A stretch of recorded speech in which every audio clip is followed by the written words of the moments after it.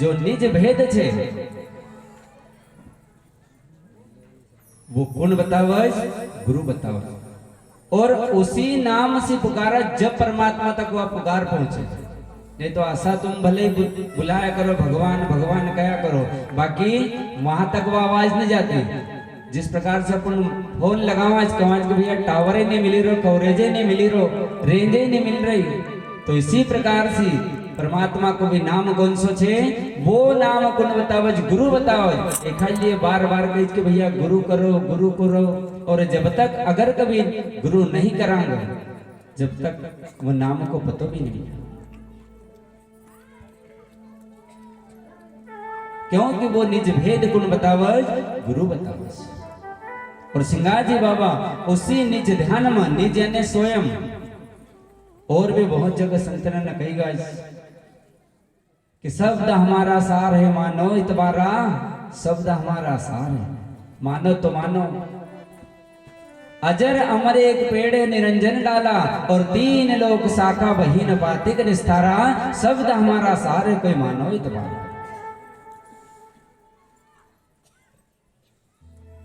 एक शब्द की मांड बनानी सारी जमीन आसमान पुरुष हो, हर जगत तो न समझे के गया।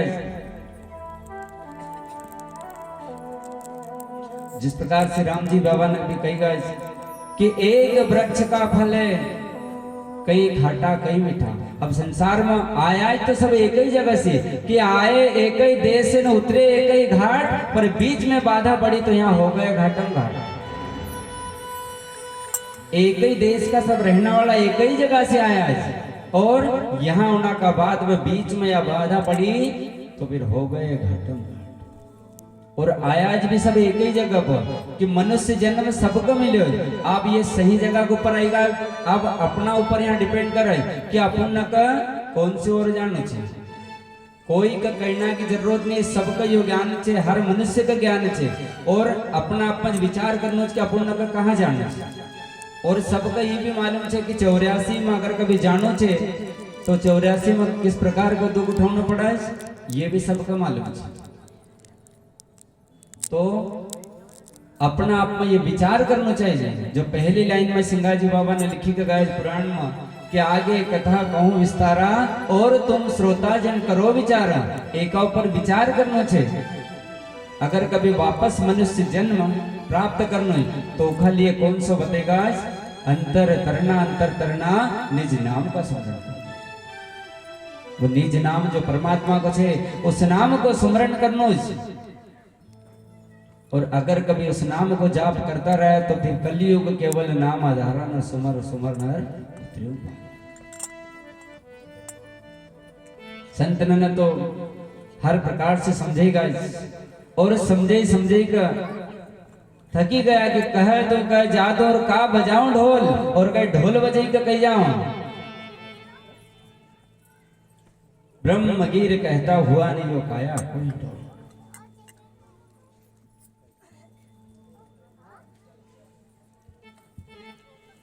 कि सुमरण करी ले सार, समझ मन सुमरण करी ले सार, थारो जन्म नहीं आवे दूजी बार, समझ मन तो सुमरण करी ले सार। ये दोबारा मिलने वाला नहीं है।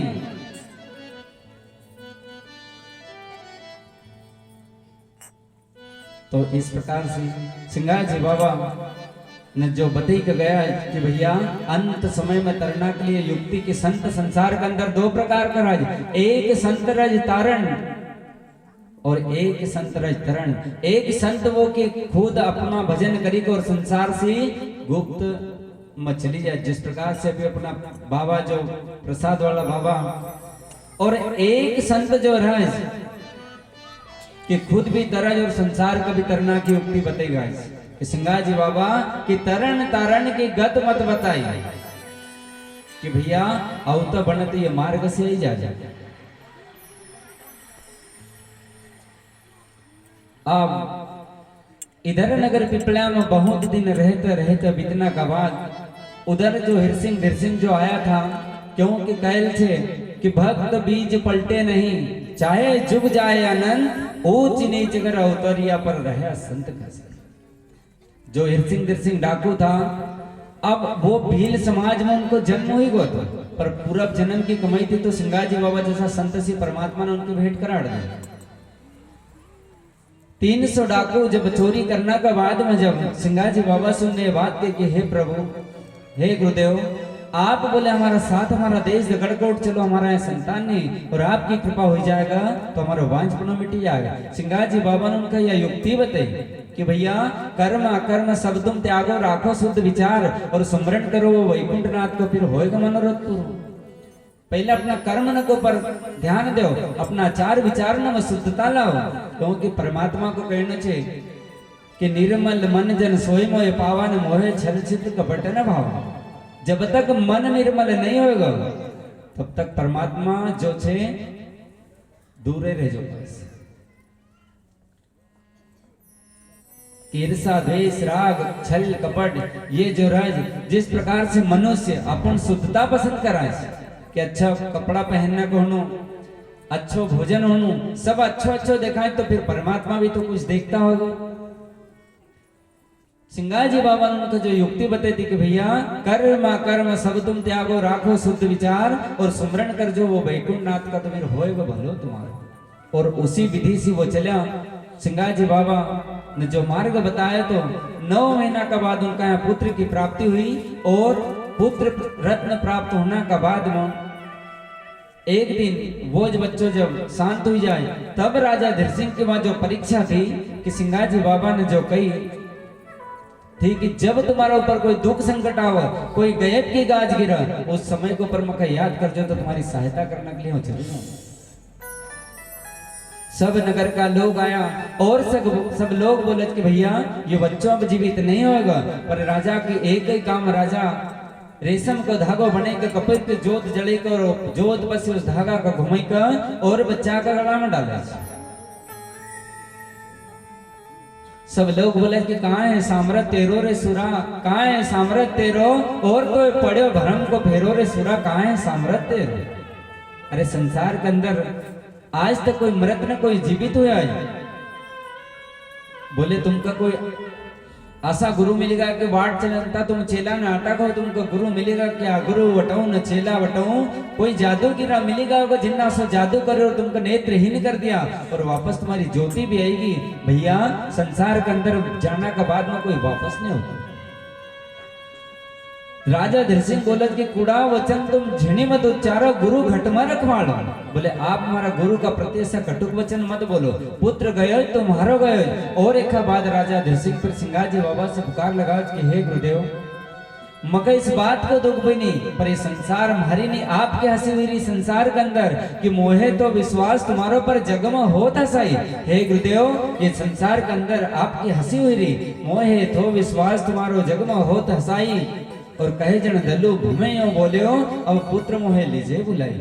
जब राजा धीर सिंह ने इस प्रकार की करुणा की पुकार लगी, तब सिंगाजी महाराज श्यामगिर बाबा उस दगड़कोट की भूमि में पहुंचे। नारायण दास बाबा उनका साथ में गया, और वहां जाने का बाद में जब देखा तो पहली बार में जब सिंगाजी बाबा उस राजा से मिला था तो एक सिपाही का भेष में था, और जब दूसरी बार में सिंगाजी बाबा गया तो राजा धीर सिंह देखेगा कि धन्य हो गुरुदेव आपकी महिमा, पर आप ना होना में बोले बहुत देर कर दी। इधर सिंगाजी बाबा सब कुछ जानने के बाद में राजा सिकाई कि हम मेवा लाया रे मामूर बालक का देवा खजूर, आपका यहाँ जो छोटो से बालक हुए वो कहाँ छे। और वहां रोवे रे तिरिया 16 बालक गयो अमरापुर। हे गुरुदेव आप औना में आपने बहुत देर कर दी, पर इतनी बड़ी कृपा करी कि कम से कम आप आएगा। जब राजा रोने लगी जाए तो सिंगाजी बाबा राजा के समझावे कि अब कायन को कल पे मोर पर